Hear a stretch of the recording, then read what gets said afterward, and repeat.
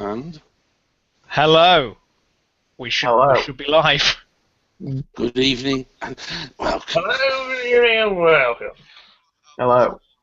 Hello, good evening, and welcome. Hello, good evening, and welcome.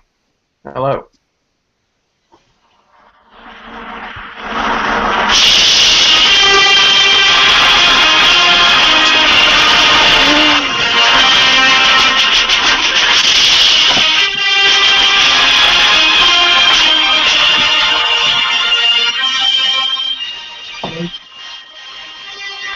Rome vanished.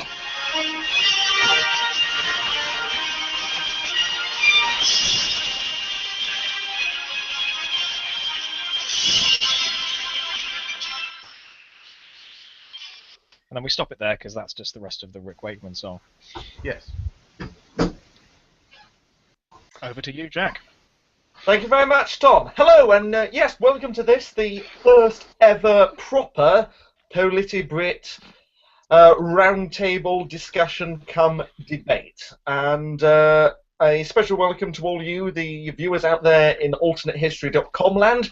And over the next 40 to 45 minutes, we're going to be discussing about the current state of the polls, the run-up to the British general election, what's happening in Scotland, Wales, and obviously not Northern Ireland, but whatever. Whether or not the massive character assassination on all the major party leaders has succeeded, and maybe we'll also talk about the impending war with the French that Nicola Sturgeon and the Daily Telegraph seem to have started. But nevertheless, we do hope you'll enjoy it. We hope that this will be an illuminating and hopefully fairly decent discussion, and let's introduce you to the panelists. So, for those of you who don't know me, my name is Jack, better known as Lord Rowan, and as you'll see, every journey matters, and I am broadcasting you live for the first time in quite some time from my home constituency here in Barnsley Central. Hello, my name is Tom Black. My username on alternatehistory.com is Meadow. I have been a deluded leftist on the forum for 5 years. My anniversary is, in fact, in 4 days. I am a Labour Party supporter, and I'm speaking to you from the incredibly safe Conservative haven of Croydon South. My name is Ian Bowen. I'm otherwise known as Ian BHX. I am a liberal and Liberal Democrat activist of 20 years standing, and I'm speaking to you from the knife-edge marginal of Birmingham Yardley, which is one of a rare occurrence in British politics. It's a Liberal Labour marginal, and has been since 1997. Who's next? Dan. Hello. Hello. Yes, I am Tom Anderson, aka Fan, the name which, strangely enough, is not an abbreviation of the former, as one would expect. I've been on alternative.com for 10 years because I have nothing better to do. And in recent years, certainly since the 2010 general election, I've been known for my I am under investigation for historical cephalogical offences, shall we say. And I sure hope people get that joke, or it'll be the end of my career. And I'm I'm out of Doncaster Central. Andy Cook, better known as Andy C on the forum, and I am well known for geekery and going into the maths and the polls into far deeper than is safe or healthy. Great. Well, thank you very much, and welcome one and all. We were initially expecting the Red to join us as our resident traitorous Jacobean. For various reasons, he is unable to do so. But nevertheless, we may be expecting a video message from him at some point during this debate. Stop talking Scotland down. I just want to look down below me. You will see underneath my username, my Twitter username, at Jack Tyndale. And if during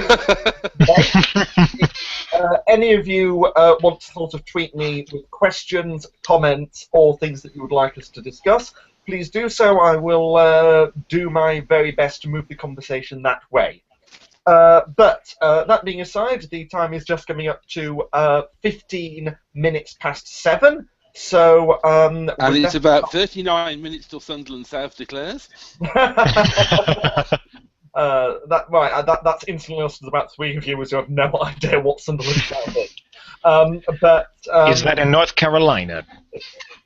But with that in mind, I think the most sensible thing to do would be for us to start talking about what has happened in this, which is really like the first week and a bit of the campaign proper. So if I will just start very briefly, for the people at home who are perhaps less familiar with British politics, Parliament was officially dissolved on Monday, which does mean that Sulfuric acid.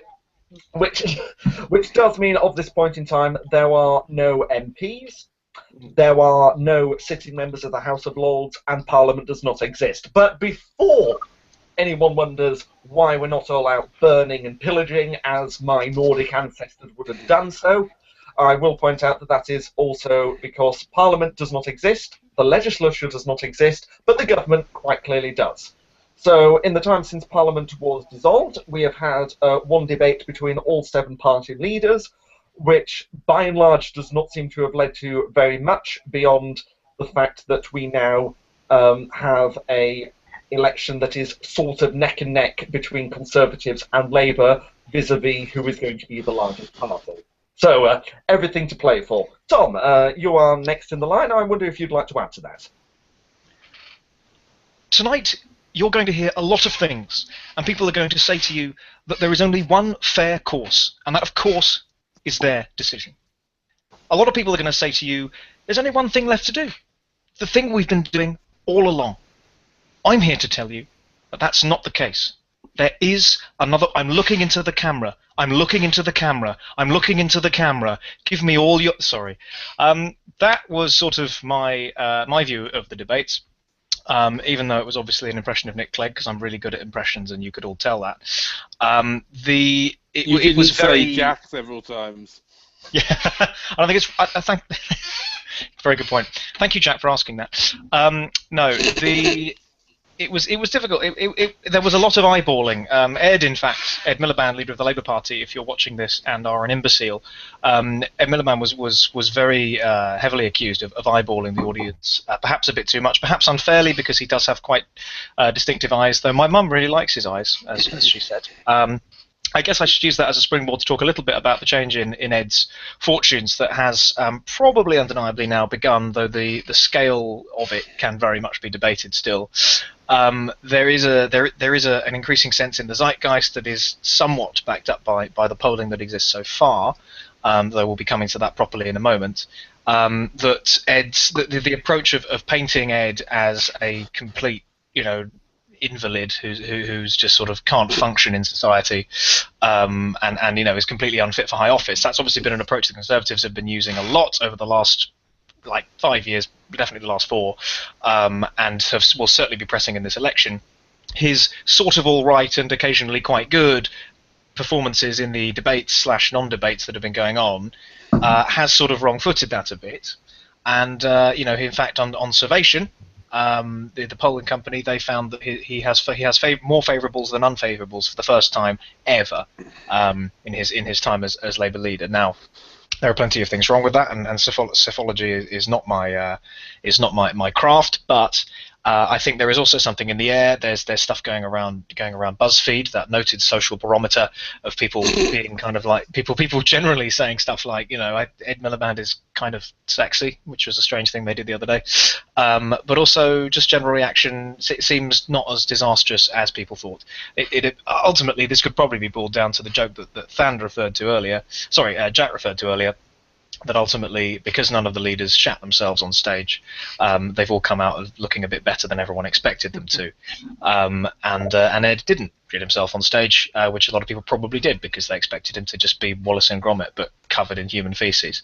Thank you very much, Tom. Moving on.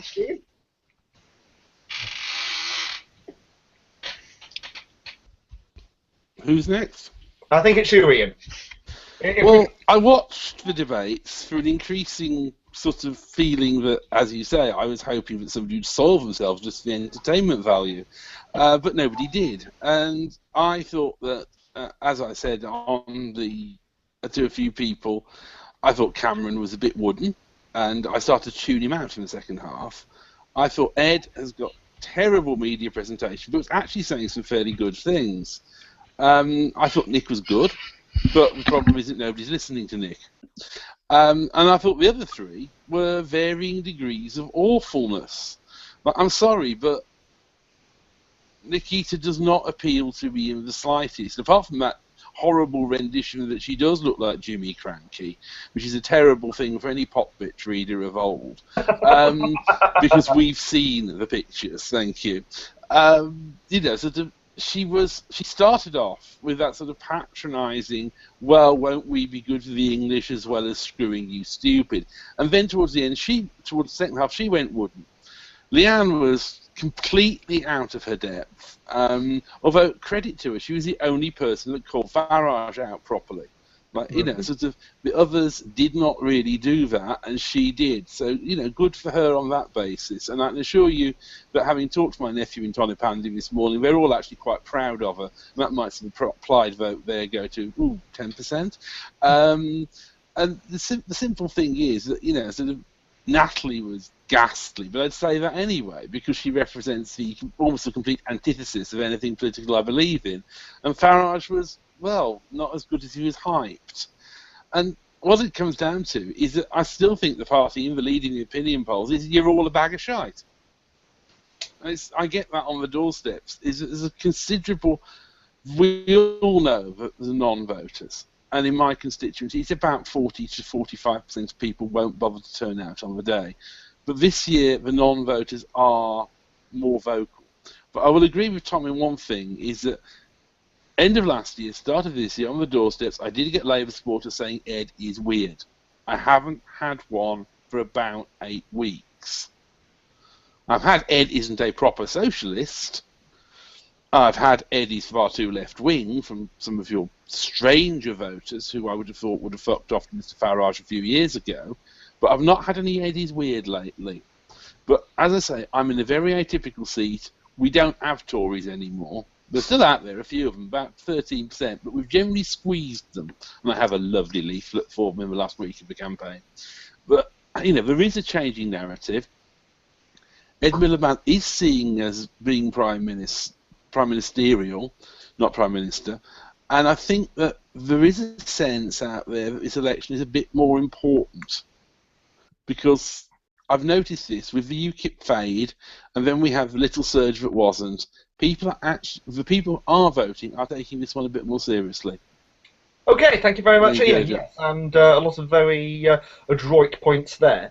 For those of you who are maybe less familiar, the comment that Ian referred to there with regards to Mr Farage was his one. Correct me if I'm wrong, but it was basically saying that if you've got HIV and you come in from abroad, you should not be treated on the NHS. But with that in mind, thank you very much. Tom, I think it's your turn next. Yes, certainly. Well, I obviously watched the debates. I will say that I think they were a bit less of a train wreck than I was expecting. Shall we say that again, as Ian and Tom pointed out, low expectations, we shall say. One thing I was slightly disappointed about from the point of view of a floating voter, as it were, is that they largely trod over the same ground over and over. Now, that was certainly the case to some extent with the 2010 debates, but on the other hand, they did bring up particular issues that, as someone not that interested in politics at the time, I was not previously aware of, such as HS2 and the aircraft carrier replacements, and we had Gordon, Nick and David arguing about those, whereas this time it was largely retreading the same ground. Yes, certainly Nigel Farage, for example, was bringing immigration into absolutely everything. As the point I made on the forum, that works if you're appealing to a particular set of voters, because there is a certain number of people nowadays who will rate immigration as the most important issue over the economy, even though anything else. But to come back to the original point I was making, it certainly felt like they were treading over the same ground over and over without covering much that was new. Now, as far as the leaders' individual performances were concerned, I half agree that I think Nicola Sturgeon was overrated. Obviously, the point is somewhat irrelevant for sort of 92% of the population of the UK. I thought she was certainly the best of the non-big three leaders, but certainly should not have been regarded as beating the three. And I think the only reason anyone would have for saying that was either because they are still the sort of person susceptible to the "there is another way" sort of message that the Liberal Democrats used to have a monopoly on, we might say, in large parts of the country. Aside from that, of the big three, I certainly thought Nick Clegg overperformed expectations, particularly given a number of people said, oh, Nick Clegg is very good at debating, but that didn't make an appearance in his one-on-one with Farage before the Euro elections, for example. I would say that, yes, I would say Clegg overperformed expectations, to an extent, as Ian says, the trouble is nobody's listening, but I think it will help him shore up a somewhat shaky number of voters, helped by the fact that the Greens' surge appears to be over, helped by Natalie Bennett's performance, which the horribleness of which I think is sometimes exaggerated, but is certainly not convincing, and that should help the Lib Dems. Although they're obviously still heading for a catastrophic loss, it will not be to the extent it could be. Aside from that, were there any other points I would like to make? I think those are the main ones I'd like to make if you want to move on. Thanks very much, Tom. And yes, finally, Andy C., our resident election expert. Election expert? Maybe not. I actually didn't see the second debate at all. The first debate, I saw about half of it, but for me, the main point of it was, as Jack said early on, if none of them actually shit themselves on stage and or vomit onto passing by none, then it's unlikely to change much. The one element that I have had in mind is what you could call the 1992 effect, and I think it's what the Tories were banking on. There are accounts that people went into the booth in 1992 going, right, I'm voting Labour and can't see Kinnock as Prime Minister, sod it, I'll vote Tory. Which was possibly provided the late swing. I don't know how much truth there is on it, but I think the Tories are kind of hoping that the pencil wobbling in the polling booth was going to help them. Ed has probably done enough to reduce that risk noticeably. So the chances of Labour underperforming their polling score the way they did in 1992, I think, have bitten the dust. But that's really about all I think we can pull out of it, because the polls on them are completely inconclusive, and just on the average of the 4 published polls, and Cameron at 22%, Miliband at 21.5%, Farage at 21%, Sturgeon at 20%. Someone should do something about this. And why do you think that is, Andy? Is it just because we've not done this before, so actually there's no way of measuring it, or do you think it? So does it correspond to methodological naivety, or does it correspond to a genuine sense of we actually don't know who did the best? They all sort of did all right. I think that it's not methodological. It's down to the fact that no one did a knockout blow. No one really overperformed. A lot of people had their base behind them. If anyone, then Farage and Sturgeon overperformed, because 20% of Great Britain were not behind Sturgeon voting SNP. But I think that's down to what we've already covered on the There Is Another Way. Farage is the one out of the 4 of them that has overperformed, because 21% is above the UKIP vote score at the moment. So he's reaching out to the pissed off, those who see themselves as disenfranchised and left behind. It might stop the ebbing away from UKIP a bit as well, because there has been a noticeable decrease in the UKIP score so far. That's really about all we can say about the debates at the moment, though. Yes, and I was going to say, I think we will probably be moving on to UKIP a little bit later on, but you do raise the very sensible point, Andy, that we've moved. That there has been a fairly obvious decline, and I think probably all of you would agree on this, that UKIP have moved from sort of being in the high teens to the low teens in terms of percentage points, and given how first past the post works, that really could be the difference between them ending up in with five MPs, or for them ending up with Douglas Carswell, who was of course the first elected UKIP MP for those of you who are unfamiliar. Can I just come back on a couple of those points? I think 1992 is the wrong comparison to make. I know that the stories exist of people going into the booths to go and vote for Neil Kinnock and then realising that they couldn't and voting for that nice grey man instead. But actual fact, the real story of 1992 is the high turnout.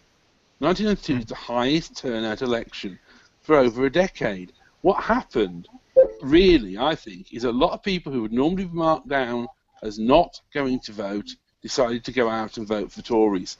Not particularly that people were distracted from Labour by Neil Kinnock, but a lot of people who would consider themselves Tories, don't normally vote, felt that they had to. Now, the interesting thing is, if you analyse the turnout in 1992, it was actually higher in safe Tory seats. The other thing I'd come back on was I don't actually think UKIP's poll share matters in its 10 or so target seats. It's not going to get 10. The 3 to 5 line that Tom's been using for ages is probably pretty accurate. But there are about 10 seats where UKIP represent a real challenge.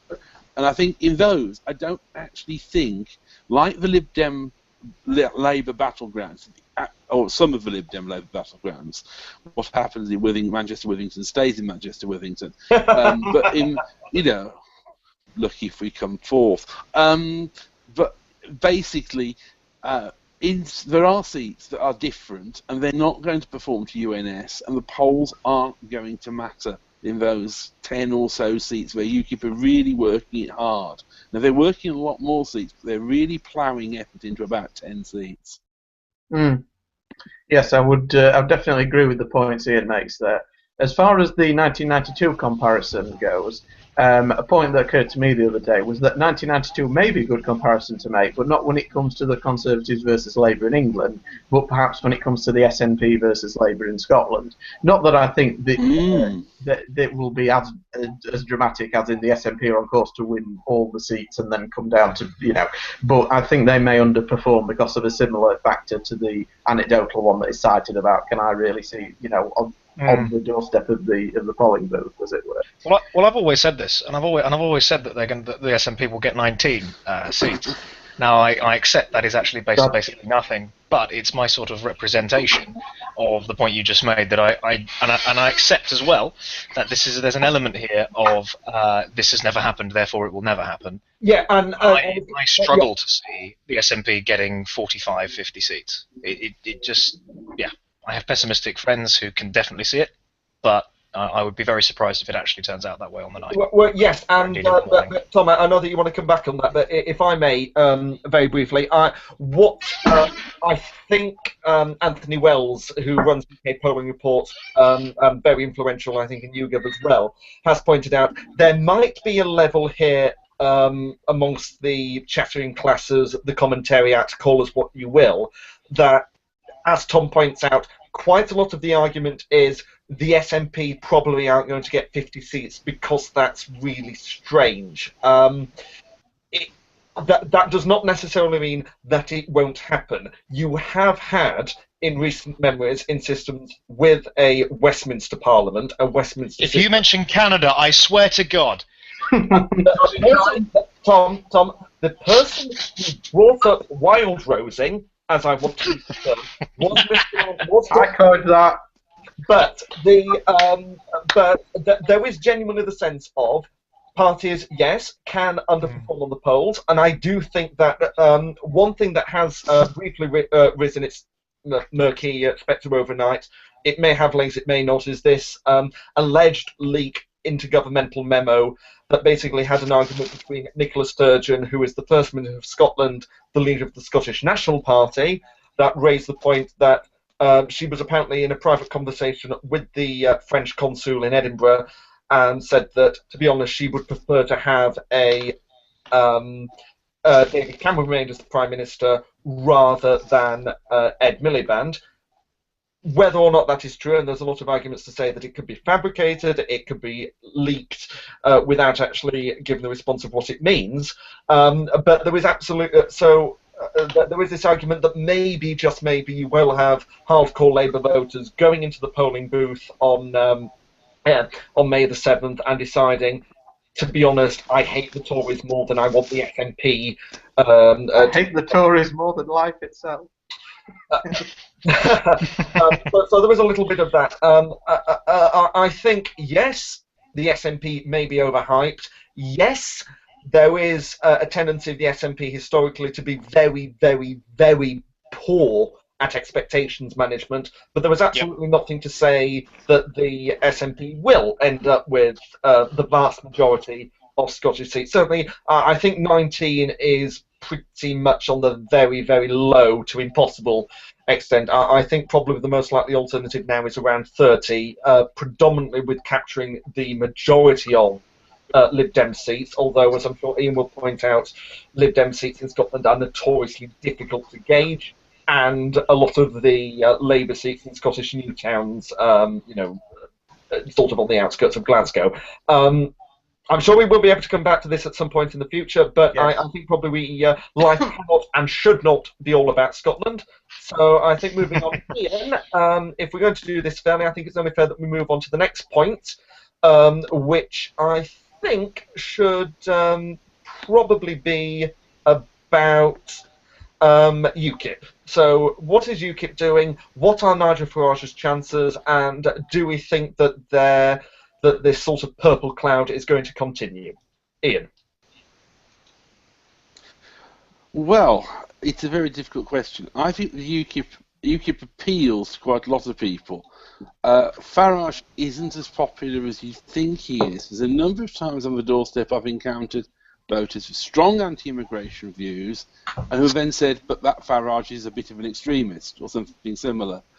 UKIP could do something, but Tories are suspicious it's a bit too populist, and Labour voter types are a bit too suspicious that he's really a Thatcher in wolf's clothing.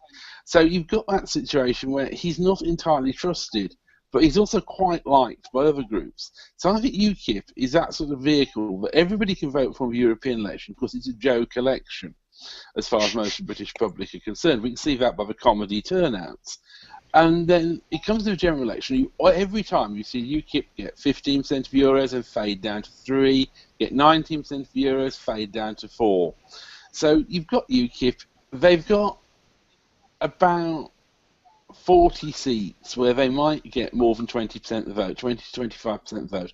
A lot of them are coastal seats, although there's going to be places like Rotherham, Dudley North, Halezone and Stourbridge, where they're going to do pretty, not Halezone and Stourbridge, Halezone and Rowley Regis these days, but we're going to do pretty well, and so, for various complicated reasons. And there's going to be places where they're probably going to come second on really crappy shares of the vote, like 15%, because they're the donkey vote Labour seats, where Labour are still going to get 50, 60% of the vote, and UKIP will come second because nobody can trust a Liberal and everybody hates the evil Tories. They're picking up a respectable part of the old BNP vote, Conservatives, some Labour, non-voters generally. And a lot of it, where they're going to be strong, are those seaside marginals. Right the way down from Great Grimsby, which is possibly the only Labour seat they can take, all the way down to the dreaded Thanet South. There's a little string of seats there. They've got quite a high degree of deprivation. They're mainly white working class. They feel left behind. They have suffered some places the bad side of immigration, which does happen, particularly with regards to wages, jobs and housing. And they're feeling angry. They were the sort of people who voted enthusiastically for Margaret Thatcher in 83, in 87, not so much in 79, a lot of them stuck with Labour in 79. They were people who kept majoring in 92, and they were people who voted very enthusiastically for Tony in 2000, in 1997, 2001, and less enthusiastically in 2005. And they're also the people who disappeared off the turnout. And a lot of them are coming back on They haven't voted for a couple of elections in some cases, and they're going to come out and they're going to vote UKIP, and that's where they're going to pick up their famous 3 to 5 seats. And I don't think it matters if UKIP are anywhere between 20% and 10% in the polls. Those seats are out of the equation. Where UKIP's rating matters is in the Labour-Tory battle, particularly in the West Midlands seats and to a lesser extent in those North-West marginals. And coming as someone who lives not necessarily in the North-West marginal, but definitely lives in the North, Dr. Anderson, would you sort of agree with? Yes, I think Ian's analysis is very interesting. It's obviously based on more real data, but it keys with sort of some assumptions that I've been making. You can track, as Ian says, the voters who went with Thatcher, then with Blair. Very reluctantly, some of them stayed with Blair in 2005. You can sort of track them by looking for the East Coast marginals that everyone expected to go Tory in 2005, and often were held by Labour by a ridiculously slim margin. You can see that in coastal Kent, places like that. And I agree that those are the seats that UKIP are going to win if they win anywhere. Obviously not a huge number of them, but that's where they're going to win. Here in South Yorkshire, there is an interesting divide because there is a UKIP appeal which appears to come from a different source, although from the general same field being left behind perhaps or ignored by a dominant party. So it's perhaps more analogous. I mean, picking you up on that point, of course, UKIP came second for the first ever time at the Barnsley Central by-election, where I live, in 2011, and that's basically been the pattern in all like the Labour by-elections ever since. You've had a place where Labour have traditionally been way out in front, with usually either the Tories or the Liberal Democrats narrowly behind. That vote, by and large, has either remained static or declined substantially. And who has taken their place? It's not been the British National Party. It's not been the traditional Liberal Democrat vote of opposition. It has been UKIP. And that has come, of course, very much to the fore, which we saw way back in October with the Haywood and Middleton by-election, which is a working class but quite a little bit middle class seat in Greater Manchester, where actually UKIP, if they had just worked a little bit harder, may have won it on probably one of the... It nearly became Bradford West 2 Resignation Boogaloo. Yes. Yes, I would make the point, just following off what Jack said, I agreed that it was the Barnsley by-election that started this UKIP surge. As Ian said, I think Farage's role in this is rather overrated. People seem to forget he was the UKIP leader for some time before that, and there was no magic effect from that. And I think perhaps some of it is wishful thinking of the sort of Saddam Hussein Iraq 2003 variety. You know, if we take out the guy at the top, then the whole thing will collapse sort of idea, when actually it's not about that. But it's ironic that Barnsley, the western side of South Yorkshire, is now probably UKIP's worst part of the county for a variety of reasons, with the exception of Penistone and Stocksbridge, which I could see being one of those weird below-the-radar UKIP gains on a three-way small plurality, although it's not very likely either way. I think Penistone and Stocksbridge is rather awkward because it's one of those rural farmery seats that on paper should be a lot more marginal than it is.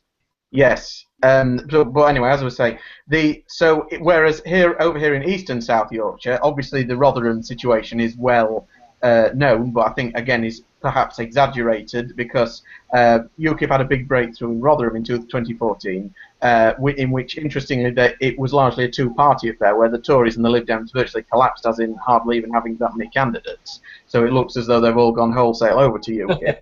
Here in Doncaster, by contrast, UKIP sort of won only one seat, which just happened to be mine, but they were very close behind all the others, so it suddenly turned a map which had been very dark red for a long time into incredibly pale pastel shades of marginals, even though the actual results were very similar. And you can see here from, I didn't even prepare this, it just happened to be here in the room when I came in, but this came while I was in China. We've got some Labour leaflets here, I don't know if people can make that out, that are done in UKIP. Yes, and me. Yeah, and it's basically, as you can see, there is the sort of double-think segue, which you always get with South Yorkshire Labour, of here are reasons why UKIP are horrible, so vote Labour to punish David Cameron's Tories, the Tories, the Tories, the Tories, the Tories. The Tories. Yes. So you can see that, as I said before, we would usually barely get anything for a general election. You know, I think last time it was a couple of robocalls and one leaflet. We've had numerous leaflets since the start of this year from Labour and, of course, from UKIP, which I think shows that although UKIP aren't going to win here, they're going to push it closer than it has been for a long time, I think. And they're going to sort of coalesce a lot of the Tory and Lib Dem former opposition under one banner. Not necessarily take that many votes from Labour, some votes from Labour, but they are going to coalesce a coherent alternative, and I think that worries Labour. It's a similar situation, as I was saying, to the SNP in Scotland, but not to the same extent yet. But, of course, if we end up with an Andy C timeline situation, we might say, where you know, we have another election next year, then things could get a bit interesting, shall we say. Yes, I would totally agree with that. And Andy, given the fact you have been name-checked and you've been incredibly patient, would you agree with that analysis? Yeah, I think all of what I've heard, Ian specifically put his finger on it, that their chances in the various seats are completely decoupled from the opinion polls, or almost completely. Lord Ashcroft has done quite a bit of constituency polling. You've always got to take. Oh, you lost Jack. We've always got to take constituency polls with a hefty pinch of salt, because getting the demographics right is very difficult. But they do seem to be in with a decent shout in a good dozen or so seats. Personally, I'd expect them to fade a bit, just out of sheer instinct that people who haven't voted tend not to vote, thus non-voters. And it could also be an element of what we've had discussed earlier of the this doesn't happen, therefore it won't happen. Personally, I can't see them getting more than 5 or 6 seats. I can't see them dropping below 2 or 1 at the very lowest, and I think the actual polling score that we see for UKIP is all but irrelevant to UKIP's chances. It does have relevance, though, to everyone else's chances. Good, and bringing up on that point, do you think that we are, because I know a couple of commentators have said it, and I don't know whether or not it's primarily because of the SNP, I don't know whether it's primarily because of UKIP, or I don't know if it's just a natural continuation of what has been sort of typical for the last couple of decades. But is this going to be the tactical turnout election par excellence? Are we just going to have a lot of people who will be voting not for the party that they want, but against the party that they dislike the most? I think we've had that endemic for quite a time. Yeah. It's also the kind of thing that we can't really see in the opinion polls. That's what you pick up on the doorstep. So I think Ian especially would be the person to ask that. Yeah. What is noticeable is, despite the collapse of the Lib Dems, I've taken the average polling score at the start of the campaign, since the polls really started being a thing in 1945, defined as all the polls that were taken the week running up to the dissolution of Parliament. It's the lowest combined Conservative and Labour score ever.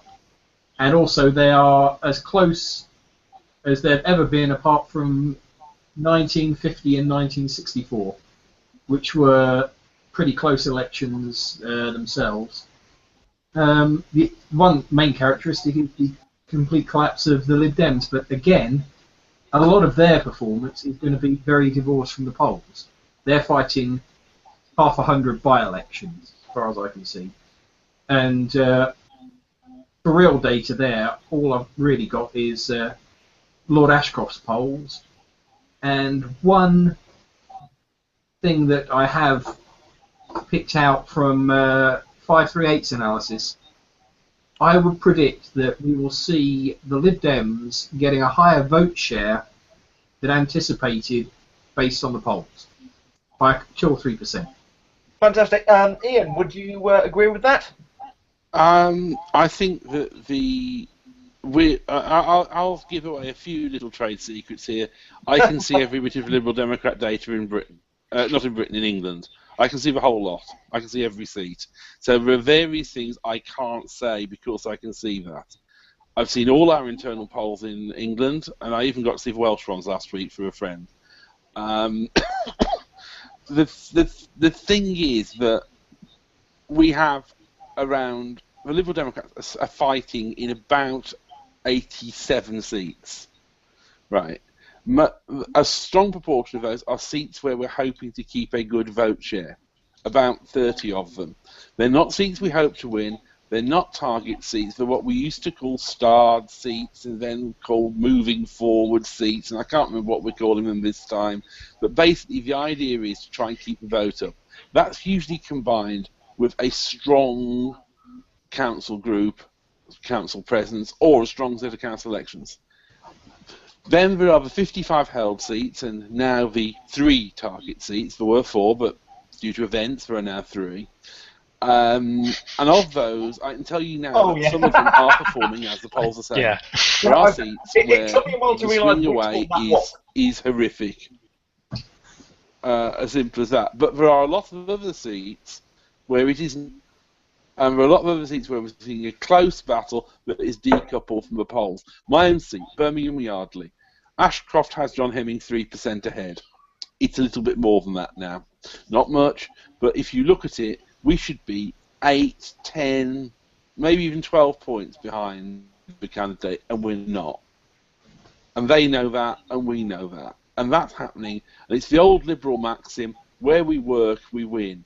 It's not where we work, we win, because there's no Liberal MPs who are, except possibly Orkney and Shetland, who are elected without working their socks off. It's where we've been not given up, like some seats, really super working, ridiculous amounts of contact, ridiculous amounts of paper. Like Nick Clegg's managed 72% voter contact in Hallam.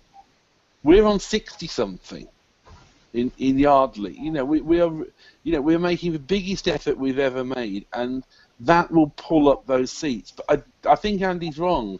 I think with the opinion poll share that's roughly in line with the average of the final polls, I think we're going to lose a lot of deposits. Possibly, I'm going to get in trouble for this, 300?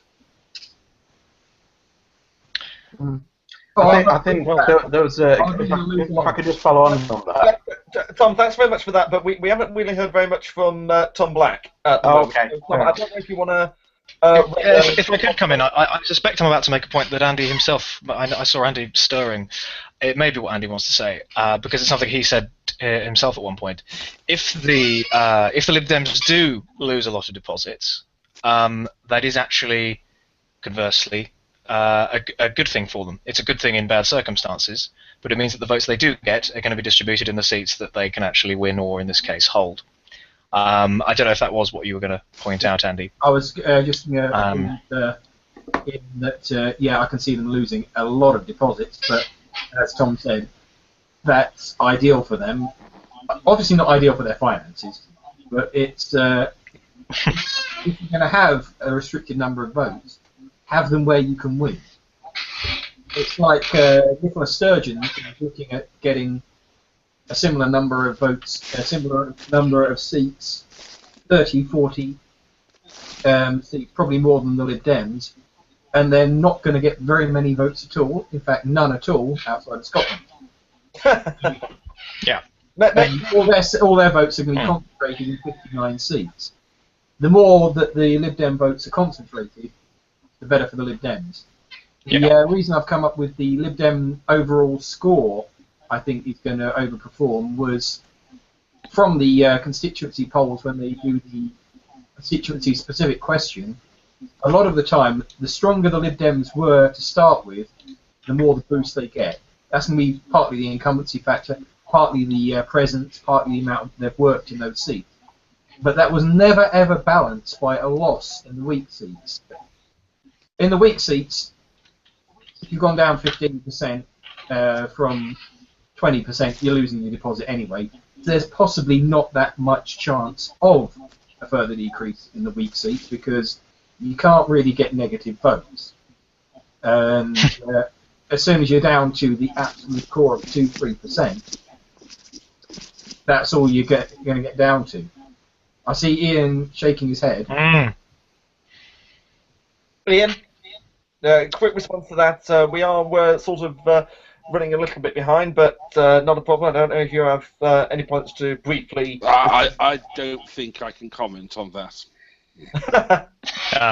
Well, if I may come back in then, just to bring things back to UKIP, which is where we started, just listening to what everyone else was saying on that was as I think Andy said, I broadly agree with basically all of the analysis. I think it was great that Ian went first, in fact, and led with such a factual look at the kind of people who vote UKIP and why, as Andy pointed out, it won't necessarily matter how they do nationally, and as Ian said, there are seats where they are in contention regardless of what they do nationally.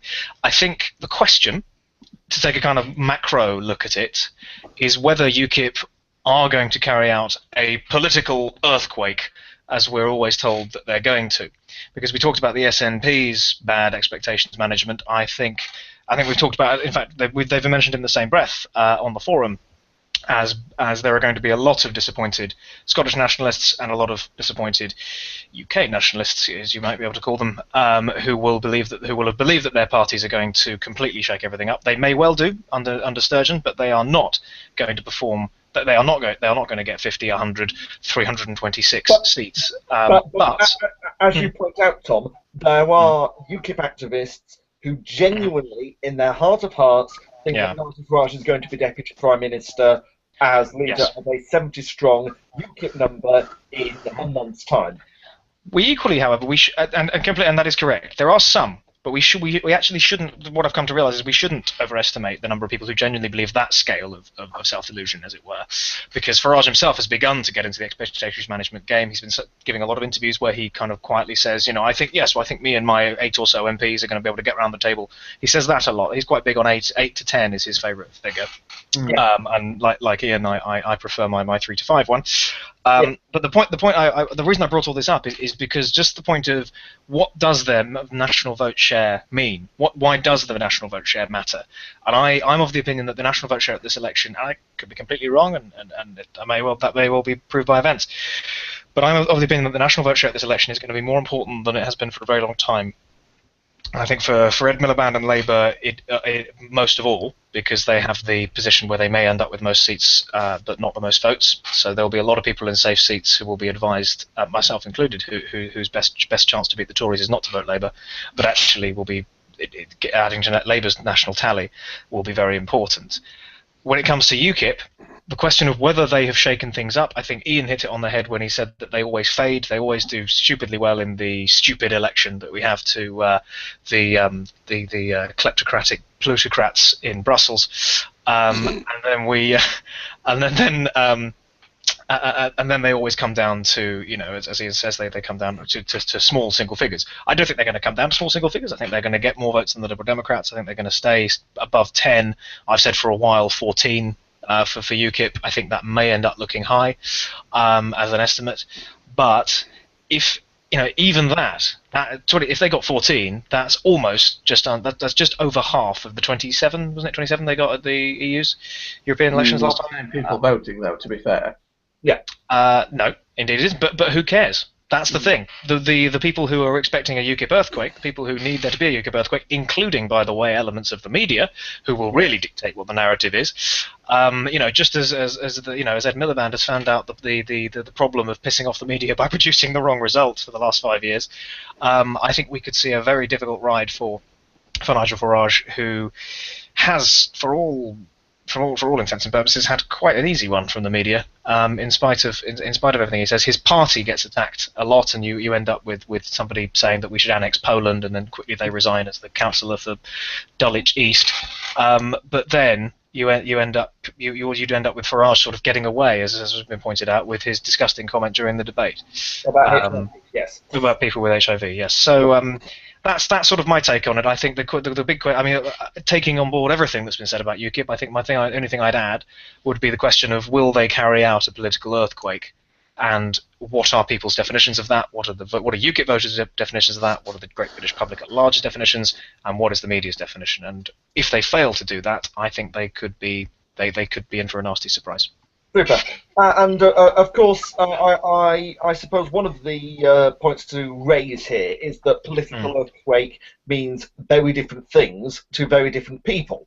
You know, a political earthquake can be something like, if we go back to the 2010 election, a political earthquake could be Peter Robinson, the leader of the DUP, losing his seat to Naomi Long of Alliance, which, number one, he was party leader, and the Alliance had never won a seat in a Northern Ireland seat in the House of Commons before. That was a political earthquake. Is it in the same lines as, say, Blair's landslide in 1997, the quite probable SNP landslide in Scotland this time around? It might not be, but the important thing to raise is, for the people in Northern Ireland, that was a big deal. And it's probably a bigger deal to Northern Irish politics back in 2010 than, say, the very concept of Labour winning Castle Point in Essex was in 1997. What a landslide means, what a earthquake means, is very divergent in that respect. Yes. I guess. Is there going to be a "Were you still up for Danzig"? Is that what we're looking for? Simon Danzig. Because they're not. Simon They're not Danzig. targeting anybody, are they? There's nobody profile enough that they're in an area they can win that they're going to beat. No, and certainly in that respect, if you have a look at what I would argue is a typical sort of thing, and if you were to have a look at what I would argue is a typical point here, it would probably be, you know, as you say, there isn't really anyone who is likely to lose their seat because, frankly, you have a look at quite a lot of the Scottish Labour ministers. And short of Jim Murphy, you know, Douglas Alexander is the Shadow Foreign Secretary. No one knows who Douglas Alexander is. It's not that big a deal to the general public. Yes. It has been raised to me. We are at, we've just gone past a minute past 8. I think we have discussed a heck of a lot. I think we should probably start to draw this discussion to a close for the time being. I think, though, the format's clearly worked. We've had a massive, very effective discussion. Does anybody else have to be somewhere quite soon? Because not to express too much dissent, but I don't mind going on for a bit longer to get, because I know we had an agenda that carried on a bit longer than this. Yes. I can do another 5-10 minutes. Yeah. Okay. Well, shall we do another? Yeah. Yeah. I think if we say another 10 minutes, that would probably be the sensible thing to do. Yes. What I might suggest in that case is, what do we think the result of the election is going to be, fundamentally, based on this point of the campaign? We're not going to talk about Natalie then. Oh, the Greens. I think we should talk about that. Why don't we talk about the Greens? We can sort of leave predictions. We can do 10-second summarised predictions at the end anyway. Good idea, Tom. Yes. Why don't we go with that? Final farewells. Andy, I think you've been the most patient. You've been stuck at the end. What is it about the Greens that made their green surge actually turn into the little green surge that couldn't? Well, the Greens really were getting the none of the above confessional vote that the Lib Dems once had under their wing. They got offended by the fact of government, and they've also got the anti-austerity, no, we don't have to pay for it vote. There's always an element of the younger student-y types. I'm not really that much of an expert on what goes into the Green vote. Again, here I'd defer to Ian and Tom and you as well. So what I would say is I'd expect the Greens to undershoot their polling score on the day, because a lot of the time demographics such as students, where they're strong and the young, are the demographics that tend not to turn out as much. So I would say they're probably undershoot by 1 or 2% their actual polling score on the day. And I can't see them taking any seat other than Brighton, and I don't have much expertise on the ground at Brighton, so I can't say whether or not they'll hang on to it. From the constituency polls, their only real strength is Brighton, and they may crack double figures in Hove, Kempton, Norwich North. Norwich, low down at those. I'm somewhat confident the Greens may make second place in Sheffield Central, but I think it'll be a distant second place. And that, what is that purely to your mind, Tom? Is that really just the student vote, or is it Primarily, yes, and to a certain extent, the existing Lib Dem vote there, I think, is of the demographics that are appealed to by the Greens that Andy mentioned. But as Andy said, whereas based on demographic arguments, you would expect the Greens to undershoot their national polling scores and perhaps UKIP to overshoot for opposing reasons. Super. Ian? The Greens are going to increase their vote from the last general election, simply because, assuming they get the papers in, and the Greens are the worst party at declaring candidates and not actually have them run in the end. They had a full slate supposedly in Birmingham last time and only managed to stand 5. The Greens will get will probably double their last polling score, just on the sheer basis that they're going to have around 500 to 590 candidates they're up to at the moment. Otherwise, I agree with the others. Apart from that, I think they'll crack 10% in Bristol West, and I think that they might. It's interesting that the original start of the Green strength back in the mid-80s was in rural areas, and now it's moved on to urban areas, the hipster vote, while originally it was actually quite a conservative but very concerned about the environment vote. It was a conservationist vote. The Oldie College vote, wasn't it? This was the Oldie College vote. It was. And a lot of those voters have gone. They've left the Greens because the Greens are watermelons now. Yeah. Let's face it. Mangoes How much did Natalie mention environmental green issues? The very end, wasn't it? It felt she was sneaking them in. To remind you who she was, yes. Indeed, yeah. It was sort of like she just looked at the back of her hand and just thought, "Oh God, climate change! Yes, no." She just sort of looked down at her lectern and saw that it was bright green and went, "Oh, bugger!" I would make one very brief psephological point, which is that Alex Richards and I have noticed while reviewing all the council elections that the rural deep blue green vote that Ian mentions does appear to be making somewhat of a small comeback in some places, possibly just having eaten the Lib Dems. But, yes. Right. Okay. And my own university, well, my former university, the LSE, is actually in Holborn and St Pancras. Where you've basically got Natalie Bennett challenging Sir Keir Starmer, who's the former, like one of those remarkable sort of candidacies that you thought only existed in sort of like 1920. Sir Keir is the former Director of Public Prosecutions who's sort of been poached as the Labour candidate there and will almost certainly win. It does actually raise the interesting point here where, particularly amongst the minor parties, you've seen a lot of what you would imagine would be their star candidates, like their leaders, their deputy leaders, etc., standing in seats where actually seem a little bit hopeless. Yes, Natalie Bennett is standing in Holborn and St Pancras, which almost certainly will not go to the Greens. But I'm not even sure it's almost. Yeah, but whereas... you've got someone like Paul Nuttall, who is the deputy leader of UKIP, who is standing in Bootle. And Bootle is still where you weigh the Labour. It would be an earthquake. Yeah, it would actually have to be an earthquake, and it would be an actual earthquake. And it would be so much of an earthquake that you wouldn't need to have an MP for Bootle, because Bootle would fall in the sea. And in that case, it would basically be like every rotten borough from 1800.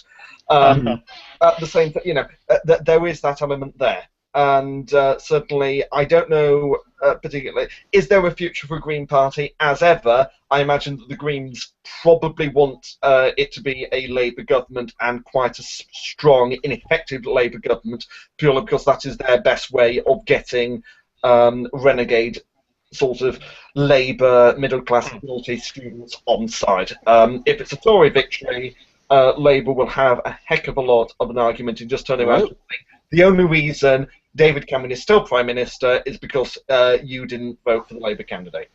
Natalie, now, that is not necessarily true, but that is the argument that I imagine a lot of Labour people, come 2019, will be using on the doorstep. Yes. If I could just say one thing. If media gave the 500-odd Green candidates the same attention they've been giving UKIP candidates, we'd be bathing in a sea of hilarity at the moment. I am certain of that.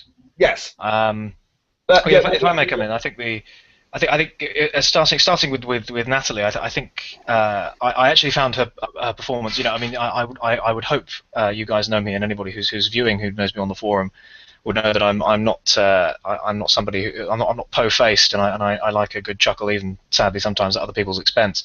I actually found Natalie Bennett's performance to be quite awkward and painful to watch. It was in fact unmockable, and it was embarrassing, and it was sort of, she was so frightened, she was so awkward, and I won't say unprepared because she was very rehearsed, and as a result, and she had a lot, crucially, she had a lot of statistics. I think actually, she did. Of all the candidates who were there, she was actually not the performance they needed in terms of facts and figures. But it left her wooden, it left her unreactive, and she was not this dynamic, exciting leader that the Greens need. The Greens need a leader like the leader of the Greens in Borgen, effectively, and that's not who they have at the moment. It might be who they had 3 years ago, nudge nudge, but that's not who they've got at the moment. And I think just to come in on how they'll actually do, I think the Greens. I completely agree. The Greens would do very well if there is a weak Labour government or a Labour government of any description, because they are going to have to carry out what BA once christened austerity with a sad face, and the Greens will love that. They will lap it up, and they will do very well if they don't implode, which they're not going to implode formally. You know what I mean? If they don't just completely collapse in terms of having any money to spend and keep their profile up, they will lap that up. And the final thing I'd say is that I live on the Brighton line. In fact, it's there, about 100 feet from where I'm pointing, and that means my constituency is commonly tapped up for, along with a lot of seats on that corridor for canvassing and leafleting and so on down in Brighton. And while I can't begin to compete with Ian's inner knowledge of the sanctum at the heart of the Liberal Democrat federal councils, blah blah blah blah, I am aware. I am aware that we have not really been pressured to come down and do stuff in Brighton Pavilion, and by we, of course, I mean Labour activists.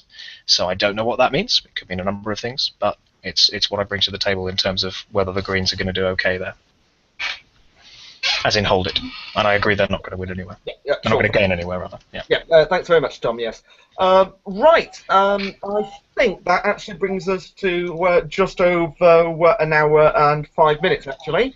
I mean, I'm only saying this because my mother, who I have not seen since Christmas, has insisted that I actually come down and have food because I've not actually seen her for a while.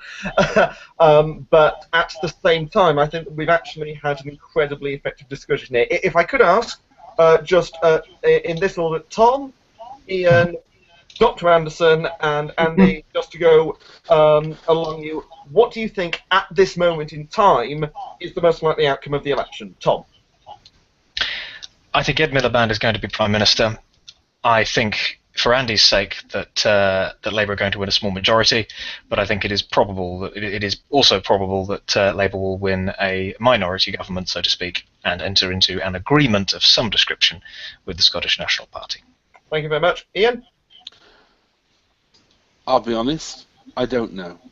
I think that it's possible that Labour will have the largest number of seats, but I think that everything is up in the air and margin of error at the moment. I think we could end up with the famous well-hung parliament where no two parties can make it into a government. And that will be very interesting. Tom? I would say that it's the least predictable election, certainly in my lifetime, probably since the war.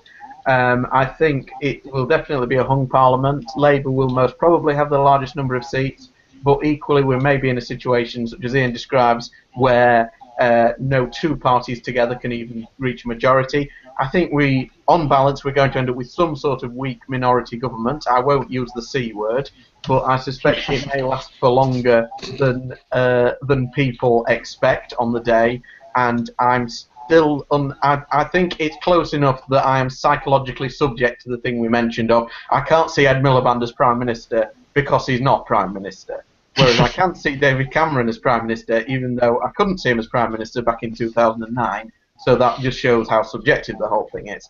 So even though my sort of gut feeling is we're going to see a Tory minority, my head says we're going to see a Labour minority. But as Ian says, I think the honest answer is nobody knows. Nobody knows. Andy? They're completely right. No one knows. This would be a fascinating election to read about from another time period, or to read about in an alternate universe. It's downright scary. Well, you wrote it. Yes. What's going to happen now? Do you Entertaining then. know? Actually, reading through it, it's a bit scarier. I don't know what's going to happen. I've been boring and gone through all the data I can, all the constituency polls, to see which things are a toss-up and which aren't. There are a lot of seats which are on the wire, extrapolations. It's going to be a hung parliament. That's the only thing I would really put money on. It's probably going to be what Ian calls a well-hung parliament. I'm pretty sure I would actually say it's more likely than not that the Tories can have the most seats. The SNP are going to do shockingly well under the previous level of shockingly well. Whether or not they'll actually meet their current shockingly well title is right up in the air. The Lib Dems are going to hang on to easily enough seats to stop myself and Jack from having a streak down Whitehall. No one wants that, Andy. No one wants that. I don't know how you looked on this, but certainly I've got some numbers that I came up with, but I can't really support them. I can tell you the best guess numbers I've got right now if you want to. Bear in mind, though, I am biased because my views on Ed Miliband at the moment are well documented in the forums.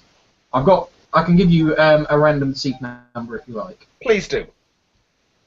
Tories in the 290s, Labour in the 250s, Lib Dems somewhere between 25 and 35, the SNP in the 40s, UKIP 2 on the low side, 7 at their absolute maximum, probably closer to 4 or 5, Greens 1, Plaid 2 or 3, and I'm pretty confident the Speaker will get a seat, and there will be 18. Thank you, Lecton versus John Curtis. And, Protestant pork for a Protestant people. That's what it's going to come down to, folks. Yeah, it is. That's what it's going to come down to. well, I mean, my view was never before. And no Tiger Boys for Iris. Let's let Jack get his view.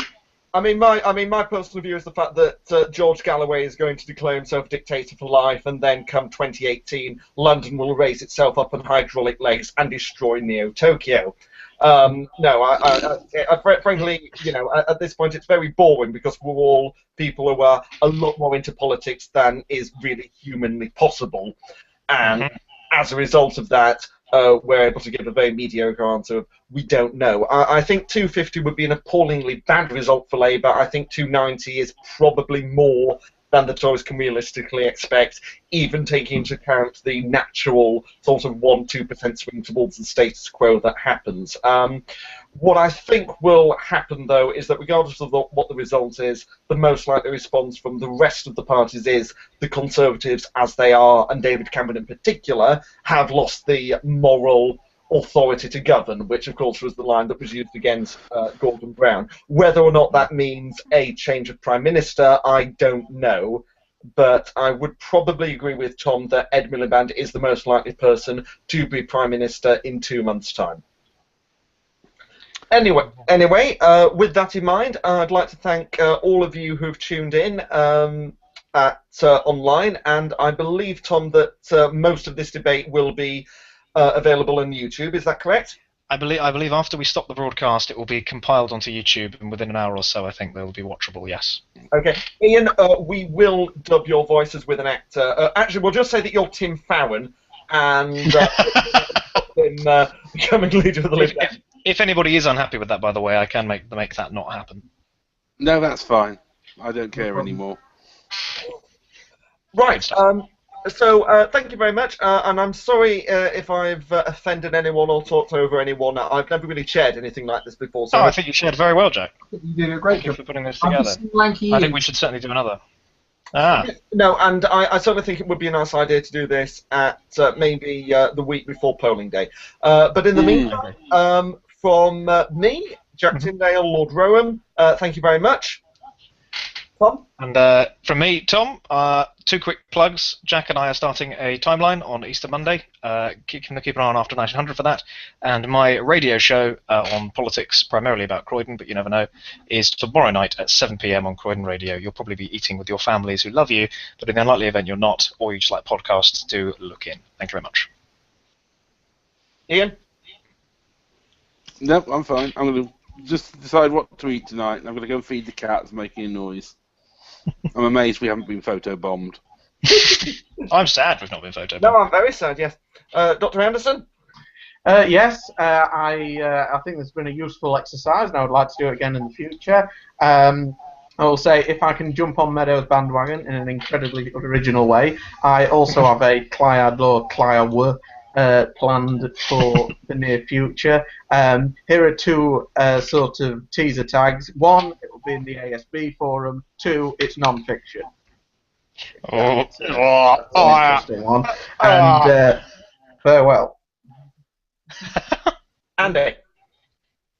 Thanks everyone. He's writing with for six putting up lecterns. with my whispering on, and on that bombshell. You punched someone in the face. you did punch a guy Get me repeatedly. my steak. And yes, from Barnsley, Croydon, Birmingham, Doncaster, and I always forget where you live, Andy. Abingdon. The RAF! The RAF! This is AlternateHistory.com, Politibrit Debate, Mark 1, bidding you good day. Good day. Good day. Good day. Good day. Right.